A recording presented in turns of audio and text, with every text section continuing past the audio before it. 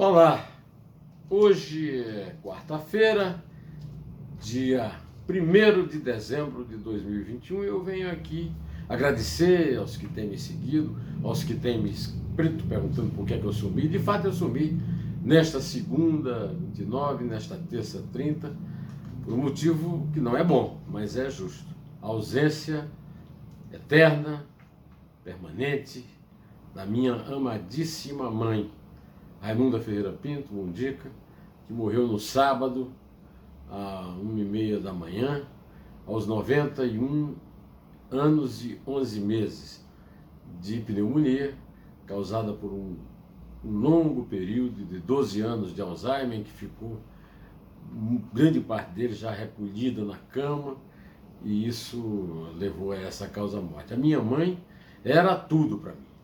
Foi ela que me deu a vida, foi ela que me deu o nome, ela que escolheu o meu nome, um nome que já trazia um certo destino, o nome do grande orador inglês, John Henry Newman, que depois o meu pai e a mulher do cartório transformaram nesse Neumann, né?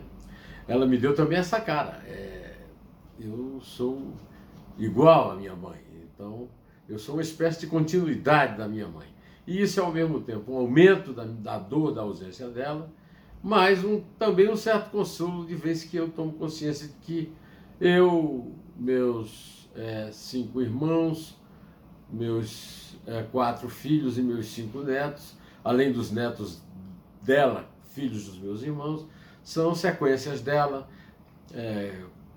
Tem lembranças do convívio com ela, um convívio muito agradável, de uma mulher que com ela eu aprendi também a amar o amor. Se eu posso definir a minha mãe, é uma pessoa que amava o amor e me ensinou o amor ao amor, como meu pai dizia que ela fazia. Meu pai já não está entre nós há 32 anos, eu sou órfão há 32 anos, mas essa experiência a gente nunca quer ter e nunca quer, principalmente, repetir, como é o meu caso agora, né? Mas eu venho aqui em preito a minha mãe, continuar o meu trabalho com você, porque a minha mãe também me ensinou que eu devo manter o amor que ela me ensinou a ter pela verdade e pelo canto marítimo da palavra da língua portuguesa do marinheiro Luiz de Camões. E é em homenagem à minha mãe, com saudade dela, que eu começo, cumprindo aqui o meu dever com você, de voltar, depois de 2 dias de ausência, a comentar o dia a dia. E o dia a dia é basicamente inteiro ocupado pelo fato de que até que enfim o Davi Alcolumbre, presidente da Comissão de Constituição e Justiça do Senado, fez a sabatina necessária para que se resolva se, afinal de contas, o ex-advogado-geral da União e ex-ministro da Justiça, André Mendonça, vai ou não vai para o cargo que era ocupado pelo decano do Supremo, Marco Aurélio Mello. Atualmente o decano é Gilmar Mendes. Pois é, eu queria fazer alguns destaques, como por exemplo, quando ele disse que delação não é elemento de prova, né? Isso é uma espécie de atestado de garantismo para garantir o apoio dos deputados e senadores, dos senadores que vão votar na Comissão de Justiça e no plenário se aceitam ou não a sua indicação feita pelo presidente Jair Bolsonaro, presidente da República. Isso aí é uma espécie de atestado de vacina, né? Uma vacina garantista que mantém a sórdida campanha de Gilmar Mendes, Arthur Lira e Rodrigo Pacheco têm feito contra o ex-juiz da Lava Jato e os ex-procuradores da Lava Jato. A respeito do ex-juiz, eu vou votar ainda falar de Sérgio Moro aqui pela frente, mas por enquanto eu vou dizer mais uma genial. É claro que se delação não fosse elemento de prova, não se tinha como chegar nunca aos chefões das quadrilhas. Então essa é a maior defesa que alguém pode fazer dos chefões da quadrilha, porque os chefões, os poderosos, só são denunciados em troca de prêmios à delação de quem pode contar isso, de quem deve contar isso, de quem está contando isso. E esse foi o segredo do sucesso da devolução de muito dinheiro pela Lava Jato. Meus amigos, também ele disse que o desmatamento é para ganhar o pão de cada dia. Meus amigos, eu venho aqui desde a Constituição de 88 reclamando muito do fato de que bandidos madeireiros internacionais que não conseguem cortar outras florestas do mundo, cortam a nossa, que é a maior, em sociedade com os chefões políticos da Amazônia. E agora vem um cara que dá o atestado jurídico e evangélico para o crime. Olha, o desmatamento é um meio de ganhar a vida. O crime é um meio de ganhar a vida, mas é um meio ilícito. É um meio que prejudica outras pessoas. No caso do desmatamento, prejudica a natureza, prejudica a humanidade. É um crime contra a humanidade. E vem esse cara dizer que é um meio de ganhar a vida e defender e banalizar desta forma o desmatamento. É simplesmente lamentável, mas não é mais do que eu esperava dele. Uma outra genial dele é que a democracia não foi obtida com derramamento de sangue. O dele não foi derramado, até porque ele não é um democrata. Ele é um puxa-saco. Ele escreveu um artigo na Folha de Londrina puxando o saco do Lula quando o Lula ganhou a eleição e mentiu no artigo, dizendo que o Lula foi o primeiro pobre a alcançar a presidência da República, quando o Juscelino foi tão pobre quanto era o Lula, filho de um estivador que, ao contrário, tinha muito mais, um nível de vida muito superior ao de uma professorinha do interior de Minas Gerais, né? Então é analfabeto, não conhece as coisas, e eu quero saber como é que ele classifica as mortes de Vladimir Herzog e de Manuel Feofilho na ditadura militar brasileira, e muitas outras mortes de muitos mártires, heróis da democracia.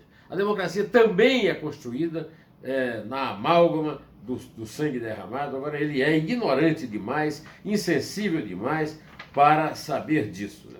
Aliás, eu quero dizer que o dado pitoresco da indicação de André Mendonça, que ele estava sendo boicotado pelo Davi Alcolumbre, e aí o Jair Bolsonaro deu um jantar para ele. E nesse jantar, a senhora Bolsonaro, a dona Michele, chorou. Quer dizer, essa república é, sobretudo, também, né, além de ser a república do crime explicada, é a república do ridículo. Tem coisa mais ridícula do que chorar porque o André Mendonça está esperando ser indicado para o Supremo Tribunal Federal? Bom, um dos episódios mais grotescos da minha vida de repórter político, comentarista, foi a história da noivinha do Aristides. Eu confesso que eu não entendi até agora direito. Uma senhora que foi presa na estrada pela Polícia Rodoviária Federal, que é uma espécie de polícia particular do clã Bolsonaro, assim como é também a Polícia Federal. A Polícia Rodoviária Federal, o Bolsonaro e os filhos intervêm à vontade. E aí misturaram a história de noivinha de Aristides. Eu não sei quem é Aristides, não sei quem é a noivinha. O que eu sei é que quando foi descoberto quando foi descoberta a variante Omicron no Brasil, o Bolsonaro fez uma festa que ele chamou de casamento com Valdemar. E Valdemar é o Valdemar Costa Neto, o boy, o dono do Partido Liberal, que de liberal não tem nada, do PL. E aí eu me lembrei de um grande sucesso de 1982, quando o Piu-Piu de Marapendi compôs e apresentou uma das maiores peças do humor rasteiro, do humor nacional, né? Vocês se lembram, já que o Bolsonaro disse que casou com o Valdemar, então o nome dela é Valdemar, o nome dela é Valdemar, é o Piu-Piu de Marapendi, né? Bom, logo depois de casado com o PL de Valdemar, e que eu fiquei sabendo que a filha do meu amigo Fernando Lira aderiu ao Bolsonaro na eleição de 22, porque ela é do PL e não quer sair do partido, né? Eu acho que o meu amigo não deve estar muito satisfeito lá no túmulo dele. O Bolsonaro sancionou a lei que cria novos cargos nos tribunais regionais federais. Quer dizer, o Brasil está passando por uma fome imensa, uma pobreza terrível, e o Bolsonaro está atendendo às solicitações da elite, da casta do judiciário para livrar a cara dos filhos dele, né? Essa notícia é uma notícia trágica para o brasileiro faminto, para o brasileiro pobre, para o brasileiro desempregado. É bem verdade que hoje foi dada a notícia nos jornais que houve uma espécie de uma quedinha, né, do desemprego. Passou de 14,6 para 13,3.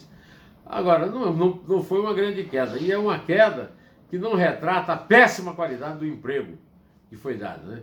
E com o resultado disso, a maior queda de renda desde 2012.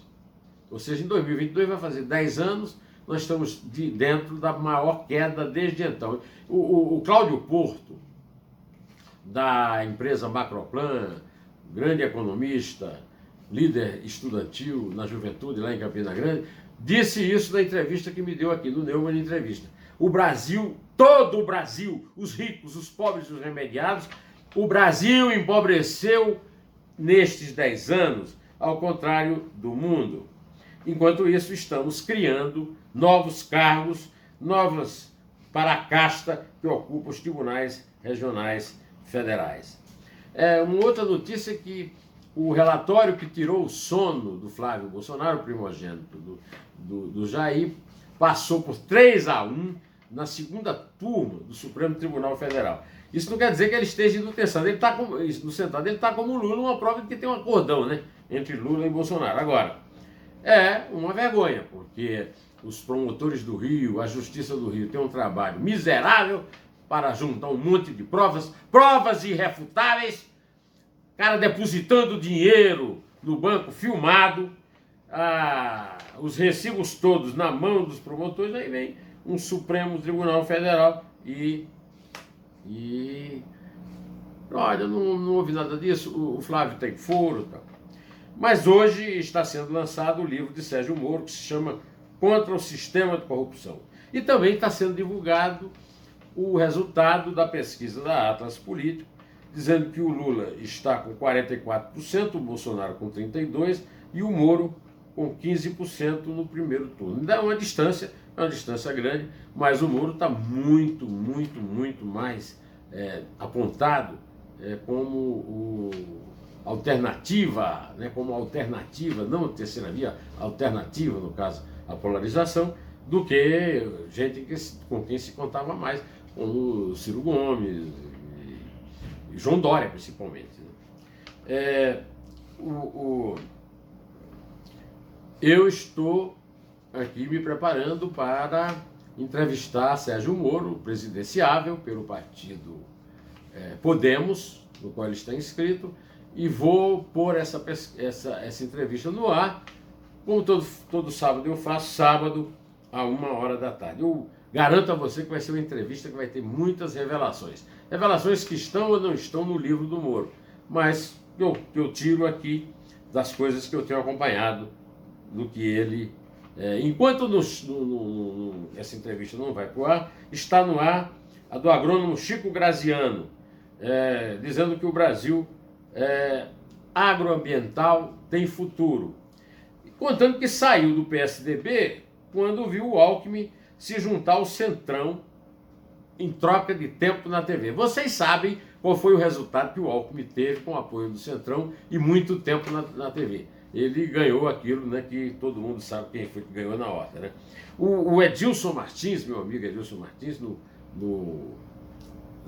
blog dele, né, no site dele, no YouTube, ele disse o seguinte: olha, o Moro não é terceira via não, hein? Sai dessa, meu. O Moro é opção. O Edilson tem toda a razão. E o Alckmin está indo para a chapa do Lula uma denúncia de que PSDB e PT sempre foram amiguinhos. Alguém aí é o Valdemar, né? O nome dela é o Valdemar, né? Olha, meus amigos, ontem foram os aniversários de dois queridos amigos meus, que completaram exatamente a mesma idade, ou seja, nasceram no mesmo dia. A Luísa Erundina nasceu em Iraúna, no sertão da Paraíba, onde nascemos a minha mãe e eu.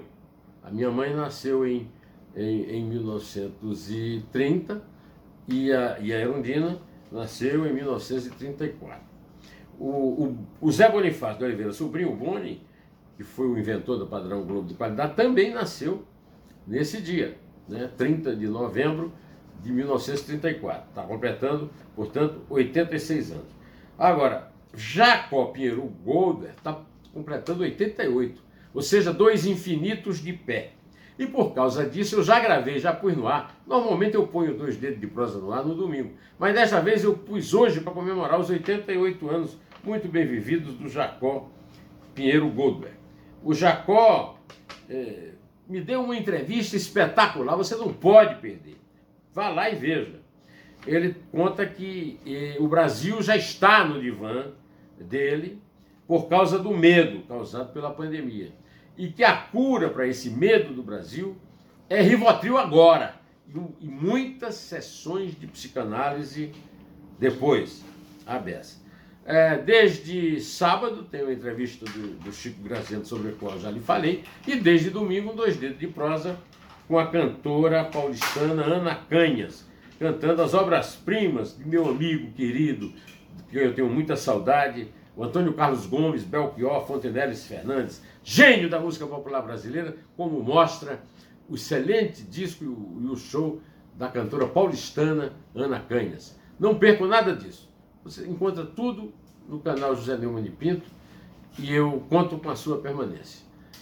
Direto ao assunto. Em pé. Só a verdade salvará as nossas vidas.